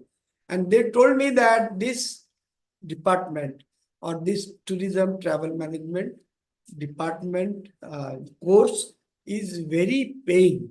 And they said that we have started our own business. Now we have a travel service company in Ahmednagar. So they said that many people are employed in other travel agencies at much higher salaries. So this course, we may not be aware such skill courses can improve your employability and as well as improve your salary also. You can start your business also. Means we know that these students that I met in Nagar, they have started their company under tourism. So our departments and our courses are very attractive. The solar is another thing. You'll find that many courses or many sectors are connected with the policy of the government. If the policy of the government is changed or can say written down accordingly, like you'll find that recently Prime Minister has announced some scheme under solar system to be provided to everyone, solar system to be for 300 units and so on to everyone. So the moment you find that this scheme is announced and this policy of increasing the solar output at national level to a greater number, this policy will definitely influence the business in solar system. So obviously, if the business size is increasing or investment in that business is increasing, then obviously they will require skilled manpower. So obviously, traditional courses must pursue or must and appreciate the change in policy. So you must find out how the policies are changing and which type of skill course our institute must start. If they do not have facility, they must get an agreement with some other institutes who have, I can say, expertise in solar, expertise in travel, and so on. So that's why recently, Government of Maharashtra, Ministry of Skill Development has sanctioned 100 skill centers in traditional colleges. In Sambhajinagar also, there are many colleges who got that skill center. And there are villages like Jafrabad and Kulkarni and Soigaon. These colleges also are sanctioned with the skill center. There are many places in other districts. Most of the districts are now having skill centers. And they will be provided with every facility, laboratory facility plus the course fees. Means they require some maintenance cost for paying some remuneration to the resource person. So for all these things, the funds are provided by Government of Maharashtra. 100 colleges will now come up with skill courses. So you can appreciate the type of importance given to the skill courses in the light of NEP. So it is up to those traditional colleges which course they are starting. The point that I was telling you, like Government of Maharashtra, Ministry of Skill Development had adopted this policy of spreading the skill education. That's why we have 100 centers. Similarly, if you have heard last year's budget mentioned about providing lot of funds for agricultural sector with reference to drone. So there are many places in agricultural area where the farmer cannot reach, but drone can reach that place for various jobs that are required to be undertaken by a farmer. So that's why in last budget, drone was given lot of scope, and it has mentioned the Minister of State has mentioned that lakhs of jobs will come in drone, and that's why you'll find that in marriages probably or in big functions you'll find drone, but you'll find drone being used for agricultural mechanism. There are many centers like KVKs or can say some establishments like in Latur, I know there is drone. In Sambhajinagar Engineering College, MIT, they have drone facility. So drone courses will come, and hardly with 3 months training or 6 months training, any can say 12th pass person can say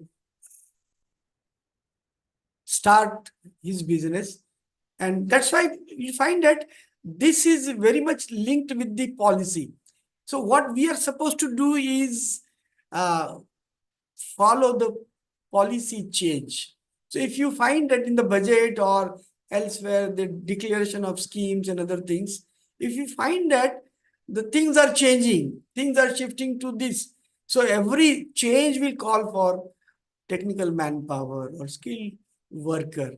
So colleges must think of inviting them in their own campus, change the scenario in the campus so that you have, like, I know the example of Vivek Pawar from Pune. He has written a statement saying that North Karnataka do not really contribute in the economy of Karnataka. Why?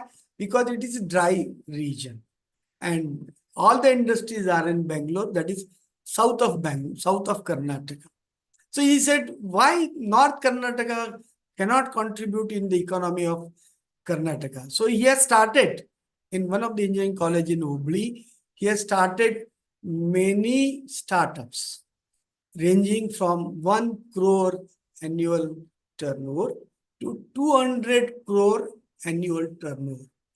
All the startups were established in that engineering college Hubli, and they were provided with a place to start their business. It's a sort of incubation center. You will find that our universities also have such incubation centers. So this incubation center will provide all the facilities, all the mentorship till the person gets confidence to start his business, and then he leaves that campus, start his business outside. Next. So that's why this policy follow-up is very much important. Next slide. So colleges must really go for this policy follow-up and accordingly start the courses. What I expect now, we are trying in Bid, in Ambezogai also. What I expect now is we must have many drone courses of 3 months duration or 6 month duration. Rahuri has conducted one such course and the course fee was 80,000. Then you can understand what is the importance of that and how much they are charging. You can bring down that cost from 80,000 to much lower, maybe 10,000, 15,000 if some university comes forward to really take the burden of these things. So that's why this particular slide assessment of skill component, I have already can say highlighted, like we have certified assessors. So whatever skill skill education that you complete, there is an examination and there is a certified assessor. You get a certificate and then accordingly you can show that certificate for starting business or getting an employment. So all the arrangement through NSQF things are made by NSDC, and this is a very spelled out mechanism now, and you get assessed, you get degree or certificate, which can be, like I said, there is a there is a flexibility and moving from skill course done in JSS or elsewhere in Supreme and elsewhere, or the CDAC, or can say CPET and Indo-German tool room, you get that course credited in your ABC of the university and traditional courses. Next. Next. So this internship and apprenticeship are, can say, these are old things. Means internship and apprenticeship is done for, is can say undertaken for ITI and then diploma and so on. So if you really have on-job training, but for traditional courses, I must say that for traditional courses, such on-job training or providing internship is a very difficult task. Traditional courses, traditional colleges, unless and until they do not change, they do not enter into that environment, that ecosystem, what is internship, what is expected in apprenticeship, and so on. You'll not find that our students are, after completing degree courses, employable outside. So facilities are available. You'll find that there is a wonderful example in Sambhajinagar. It's a auto cluster. It's a auto cluster started by industry association. You must understand, I must tell you, and you must understand that this type of auto cluster is very unique in India because this has started to take benefit of some scheme of Government of India. But after taking benefit of that scheme, this auto cluster in Sambhajinagar is running very successfully. That is great achievement of Industry Association of Sambhajinagar. So you must understand that role of Industry Association is very much important. And if you really talk to them, interact with them through Industry Institute partnership or Industry Institute interaction, you'll find that industry people need skilled manpower. They want commerce graduate, they want art graduate, they want biology student, and so on and so forth. So try to understand what is their requirement. Try to put in those components in your conventional courses so that when these students go there in the industry for internship or apprenticeship, they are useful and they complete, get confidence, and then get employability or start their business outside. Next.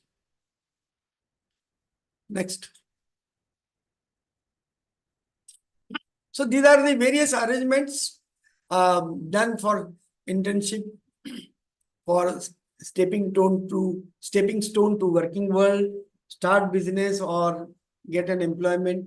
So industry is very much important part of this particular area or skill education or skill development as far as higher learning institutes are concerned. Like I said, Supreme Industry has started their own course. Why they have started their course? Because they found that engineering colleges do not provide any scope for plumbing. And Supreme Industry, because they are producing pipes and other fixtures, their main concern was of plumbing. So unless and until they do not get a skilled person to explain their product to the customer, they cannot sell it. So that's why they have started. So obviously, you'll find that I must tell you the story. Why Supreme has started? Because there is one lab in Pune.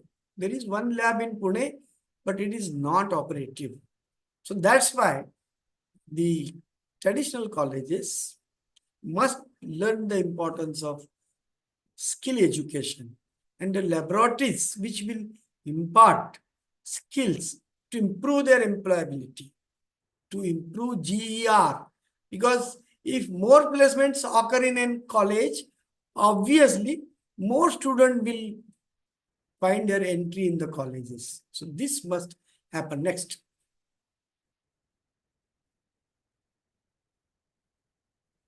Community engagement and field projects. This is a very important part in NEP. I will tell you the story of one university in Chandigarh. I have met one student who was performing a project work, field-based project work in first year engineering. He was a student of first year engineering, and in the first year engineering itself, he has taken up a project. What was the problem statement? This problem statement is a very crucial part of any project for the students. He said, what is the right posture in the chair with reference to IT for any person? But because IT experts or IT professionals are sitting in the chair for pretty long time, 8 hours, 10 hours, 15 hours. So what is the right posture of those IT professionals sitting in the chair? So can you define that, and can you indicate to that IT professional that now you are departing, you are not assuming right posture in your chair. So there can be some sensing mechanism, and that will tell the IT professional that you are deviating. Please correct yourself. This was the project taken up by one of the engineering college students. This is the problem statement. First year student from Chandigarh University. So this is how we are required to have community engagement, field projects to improve skill component, at the same time to improve our community living also. Next.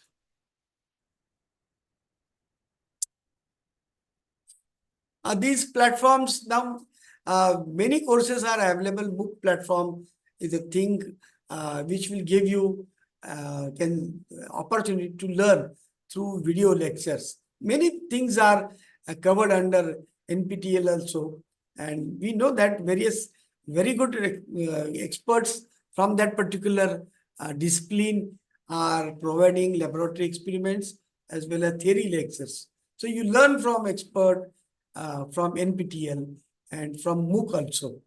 I know one important thing from this, like we have lot of farmer producer companies. So to improve the livelihood of farmers, to double their income, we must have some arrangement, and that arrangement is FPC.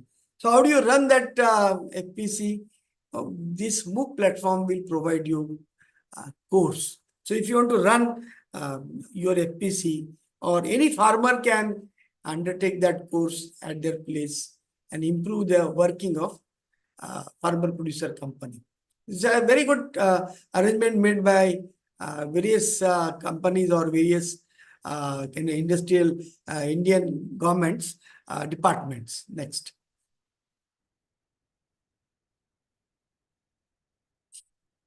As I said earlier, under NEP, online courses and then monitoring and assessment has been accepted, and it is blended. Like you have a classroom teaching, at the same time you go elsewhere, at the same time you perform some online, you learn through online mechanism and provide or produce that certificate, which can be properly, can say, blended with the degree program credentials. Next.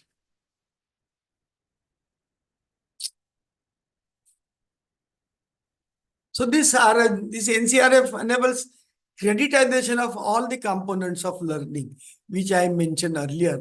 Like we have online, digital, or technical online, or skill courses and other things, or internship, or community project, or social project, or NCC. If you do NCC, that NCC will get some credit, one credit, which will be referred or included, reflected in your mark sheet. So this way, various types of things are now included in NEP. Like you go for NCC or NSS or any other sports program. This is also a learning. Like when you perform sports, you learn a team building program. And you know that many IT companies will send their professionals to learn team building. So if you get a sports professional in their IT group, obviously that sports person is a person who has already undergone that sort of team building course. So he's a very good leader to lead a team of professionals. Next.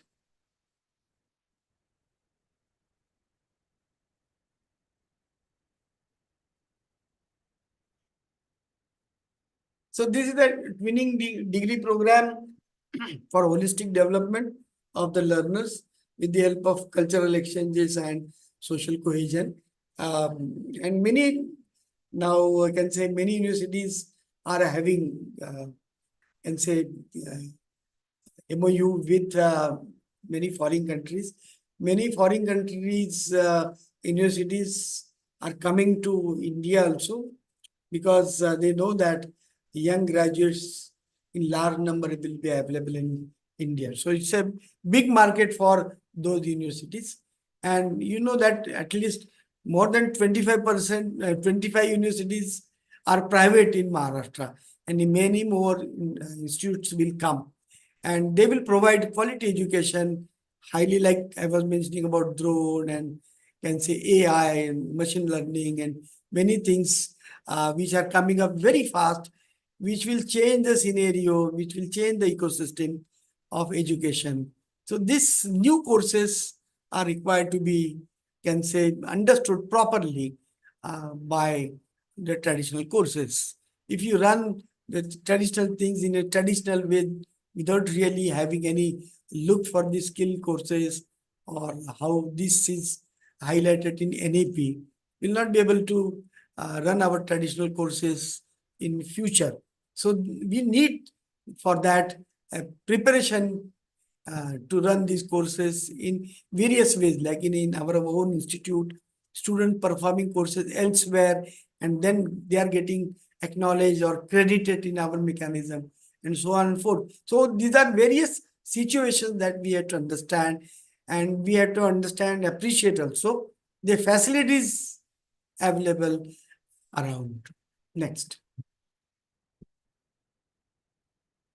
Thank you. So what I basically intend to tell you is a new area that has been opened by NEP 2020, and like from Karigar Parishad to the end, where I said the institutes or higher learning institutes, or I mentioned about many types of colleges.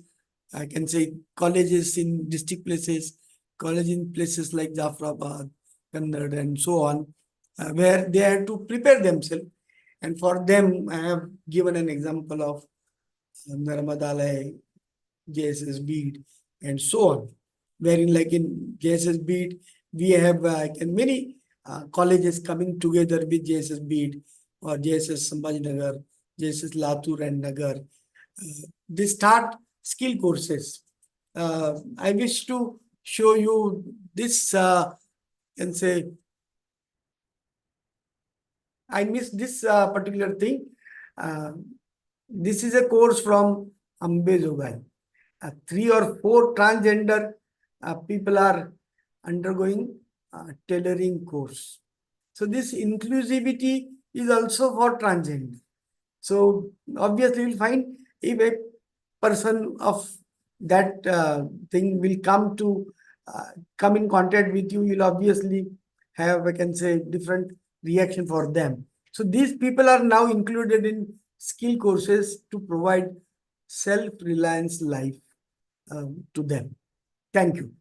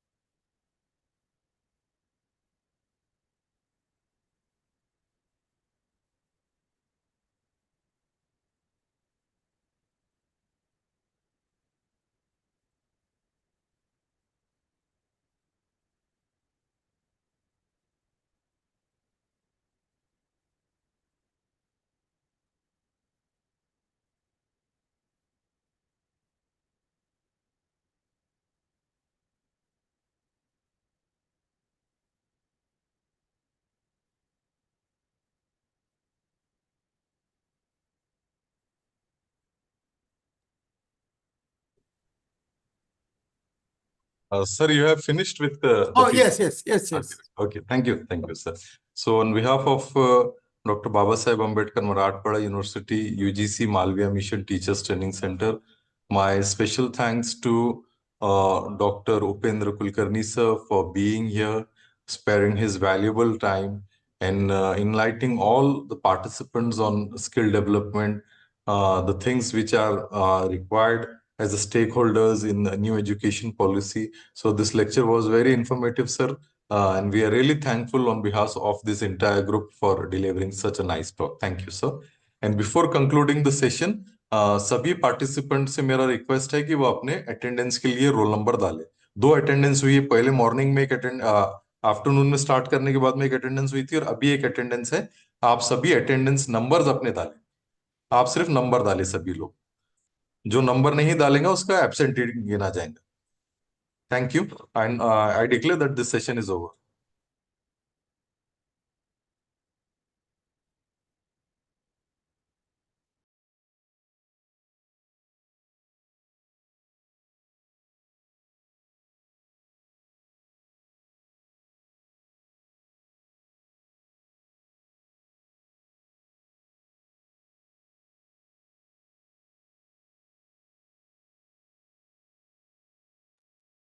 Participant, you can write only this number. Yes, yes.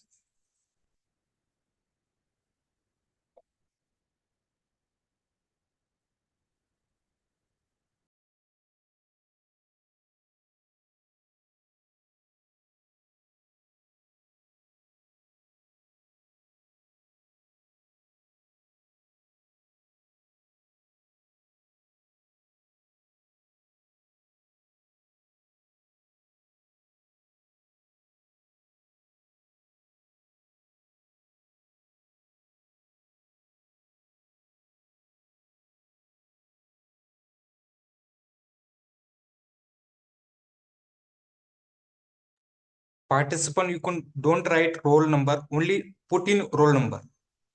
Is numerical number.